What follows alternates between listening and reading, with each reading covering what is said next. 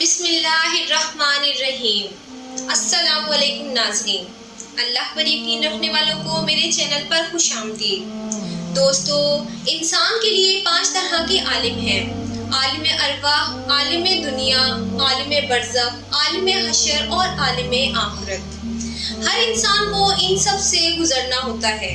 وہ الگ بات ہے کہ ہر جگہ قیام کی مدت الگ الگ ہوتی ہے۔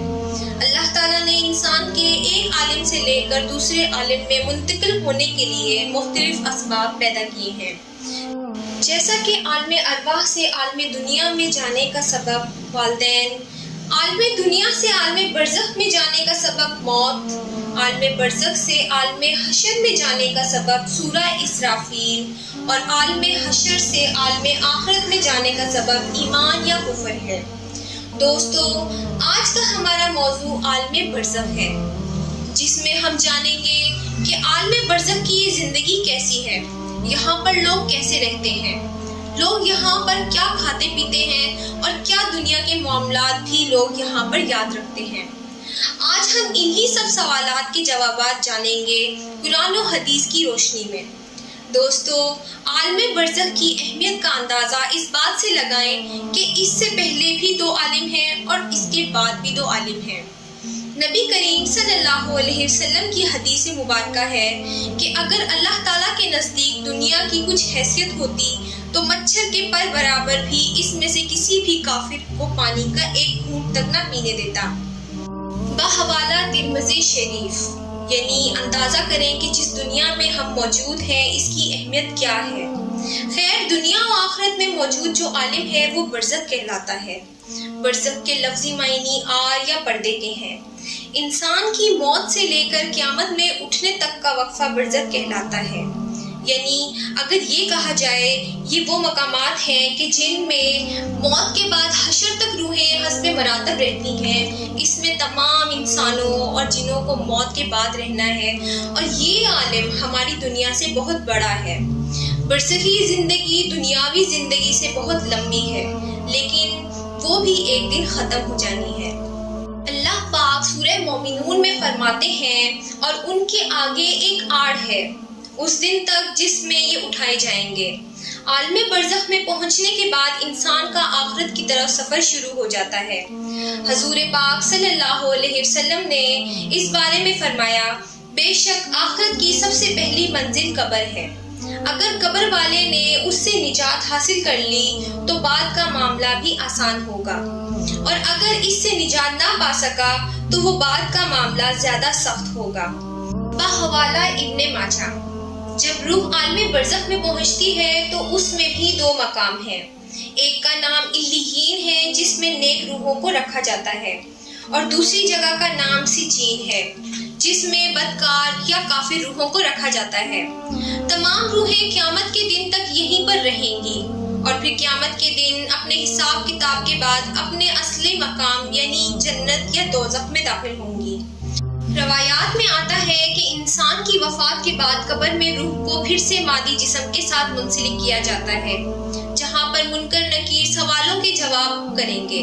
اگر تو سوالوں کے جواب صحیح دیے تو پھر آسمان سے آواز آتی ہے، میرے بندے نے سچ کہا، اس کے لیے جنتی بچھونا بچھا دو، اسے جنتی لباس پہنا دو، اور اس کے لیے جنت کی طرف سے دروازہ کھول دو۔ قبر میں ہی جنت کی طرف سے دروازہ کھل جائے گا، وہاں اسے ہوا کے جھونکے اور خوشبو بھی آتی ہوگی، اور حد نظر اس کی قبر کو کشادہ کر دیا جائے گا۔ لیکن اگر سوالات کے جوابات صحیح نہ ہوئے تو پھر اس کے لیے قبر میں ہی جہنم کا بچھونا بچھا دیا جاتا ہے۔ جہنم کی گرمی اسے ہر وقت محسوس کروائی جاتی ہے، اور اس کی قبر اتنی تنگ ہو جاتی ہے کہ پسلیاں آپس میں مل جاتی ہیں۔ اسی طرح اعمال کے حساب پر اگر تو نیک روح ہے تو 2 خوبصورت نورانی فرشتے روح کو علیین میں چھوڑ دیتے ہیں، اور اگر اعمال برے ہوں تو 2 خوفناک فرشتے تیز نوکیلے دانتوں والے بری روح کو سجین میں ڈال دیتے ہیں۔ سجین کیونکہ بری اور بدکار روحوں کا ٹھکانہ ہے، اسی لیے وہاں پہنچ کر ان بری روحوں پر عذاب آنا شروع ہو جاتا ہے۔ जबकि इल्लियीन में मौजूद रूहों पर कोई पाबंदी आयद नहीं होती और वो बागनुमा एक जगह पर एक दूसरे के साथ मौजूद होती हैं। नेक रूहें इल्लियीन में एक दूसरे के साथ रहती हैं और एक दूसरे को पहचानती भी हैं, जबकि सिज्जीन वाली बदकार रूहें कैदो बंद में मुब्तला अजाब का मजा चखती हैं। इल्लियीन में रूहें एक दूसरे को देखकर खुश होती हैं, एक दूसरे से बातें करती हैं और दुनिया के हालात को याद करती हैं। जो वक्त उन्होंने दुनिया में गुजारा और नई आने वाली रूहों से अपने प्यारों की खबर भी लेती हैं कि मेरा फलां रिश्तेदार दुनिया में किस हाल में है। अगर नई आने वाली रूह ये कहे कि तुम्हारा फलां रिश्तेदार तो कब का मर चुका है मगर वो यहाँ इल्लियीन में नहीं पहुंचा, तो ये नेक रूह समझ जाती है कि उसको सिज्जीन में भेज दिया गया है।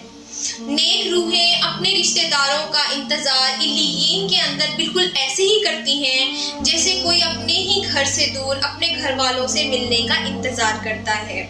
उसके अलावा इल्लियीन में नेक लोगों के अलावा अंबियाए कराम, शुहदा और सिद्दीकीन की रूहें भी एक दूसरे के साथ मिलकर बातें करती हैं। जैसा कि नबी पाक सल्लल्लाहु अलैहि वसल्लम ने हज़रत फातिमा ज़हरा सलामुल्लाह अलैहा से फरमाया था कि मेरे विसाल के बाद जो नेक रूह सबसे पहले मुझसे मिलेगी वो फातिमा तुम ही होगी, और बिल्कुल ऐसा ही हुआ। और आप सल्लल्लाहु अलैहि वसल्लम की वफ़ात के बाद 4 या 6 महीने के बाद हज़रत फातिमा रज़ी अल्लाह ताला अन्हा हज़ूर पाक सल्लल्लाहु अलैहि वसल्लम से जा मिली। दोस्तों, ये याद रहे कि आलमे बरज़ख में रूहें आलमे महशर के क़याम होने तक रहेंगी, यानी क़यामत के बाद तक रूहों का क़याम आलमे बरज़ख में रहेगा और क़यामत ही वो दिन होगा जब रूहों को जिस्मों में मुंतकिल करके उठाया जाएगा और फिर हिसाब किताब के बाद जन्नत या जहन्नम में डाल दिया जाएगा और फिर वही मुस्तकिल ठिकाना होगा। हज़रत अब्दुल्लाह बिन उबैद रज़ी अल्लाह ताला अन्हा से मरवी है कि मुर्दे को जब कब्र में रखा जाता है तो वो बैठ जाता है और जनाजे के साथ आने वाले के कदमों की आवाज़ सुनता है। सबसे पहले उसकी कब्र उससे कलाम करते हुए कहती है, ए इब्ने आदम, तेरा बुरा हो, क्या तुझे मुझसे डराया नहीं गया? क्या तुझे मेरी तंगी, बदबू, वहशत, होलनाकी और कीड़े मकोड़ों से खौफ ना दिलाया गया? ये मैंने आज के दिन के लिए तैयार किए हैं, तो तू बता, तूने मेरे लिए क्या तैयारी की? नाज़रीन, आइए अल्लाह पाक से दुआ करते हैं कि हमें सेहत और तंदुरुस्ती वाली ज़िंदगी अता फरमाए और मरने के बाद हमारी कब्र को जन्नत का बाग बना दे और आलमे बरज़ख में हमारा ठिकाना नेक रूहों के साथ इल्लियीन में बना दे। आमीन।